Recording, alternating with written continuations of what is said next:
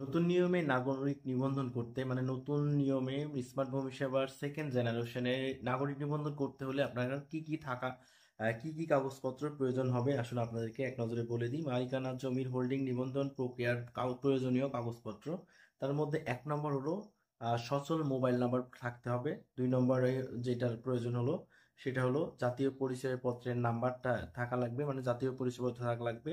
আপনারা অনেকেই বলেন যে ভাই আমার তো জাতীয় পরিচয়পত্র নাই, আমি বিদেশে থাকি, আমার তো জাতীয় পরিচয়পত্র নাই, পাসপোর্ট আছে বা জন্ম নিবন্ধন আছে, হবে না, আপনার জাতীয় পরিচয়পত্রই থাকা লাগবে। এখানে বলতেছে জাতীয় পরিচয়পত্রের নাম্বারের কথা, যেহেতু সেক্ষেত্রে জাতীয় পরিচয়পত্রের নাম্বারটাই লাগবে।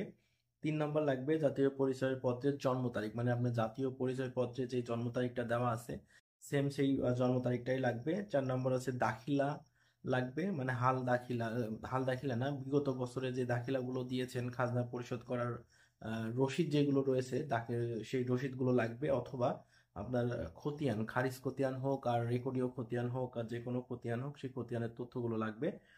দেন আপনি একটা নাগরিক নিবন্ধন করতে পারবেন। তো নাগরিক নিবন্ধন এই পেপারস দিয়ে আপনারা খুব সহজে নাগরিক নিবন্ধন করে ফেলতে পারবেন। তো এই হলো মূলত নাগরিক নিবন্ধন করার প্রয়োজনীয় কাগজপত্র। ভিডিও শেয়ার করে অন্যকে দেখার সুযোগ করে দিবেন, খুবই গুরুত্বপূর্ণ একটি মেসেজ। ভিডিওটা ভালো লাগলে লাইক কমেন্ট শেয়ার করে পাশে থাকবেন। দেখা হবে নতুন কোনো ভিডিওতে, ততক্ষণ জন্য আমি ভিডিও বিদায় নিচ্ছি। সবাই ভালো থাকবেন, সুস্থ থাকবেন, নিজের খেয়াল রাখবেন, আর অবশ্যই ক্রিয়েটিভ মেয়েদের সাথে থাকবেন। আসসালামু আলাইকুম।